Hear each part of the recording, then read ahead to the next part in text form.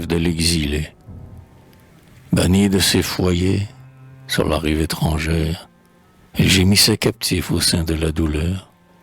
Une larme parfois humectait sa paupière, quand, au doux souvenir de sa pauvre chaumière, l'espoir ne mêlait pas son prestige enchanteur. Comme l'on voit le lit à la teinte argentine, dans l'ombre de la nuit se faner et mourir, ou le saule de deuil dont la branche s'incline, sur la tombe là-bas au pied de la colline, malheureux, il sentait son âme se flétrir. Un jour, sous le vieux chêne aux ombres solitaires, pensif, il s'endormit au bruit lointain des vents, et l'ange du sommeil sur ses ailes légères, soudain le transporta vers le toit de ses pères, et là lui fit goûter de suaves instants.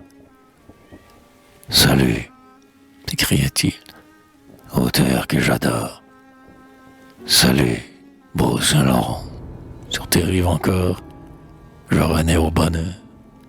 À genoux sur ce sol de mon âme brûlante, j'ose élever vers toi l'hymne reconnaissante. Écoute le Seigneur. J'arrive avec transport sous l'orient feuillage qui recouvre à demi de son tranquille ombrage mon paisible séjour. Assez longtemps souffrir, ne pleure plus ma mère. De ton sein déchiré banni ta peine amère. Ton fils est de retour. Salut, chant fortuné. Mais grand Dieu, je frissonne.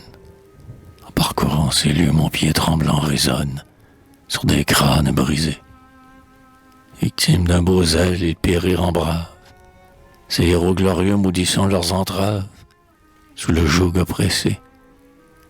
Ombre de mes amis, ombre que je vénère, voyez enfin nos fronts sortir de la poussière, voyez tarir nos pleurs. Nos vœux sont couronnés, la fortune attendrie, dessinant de la belle auréole chérie, termine nos malheurs.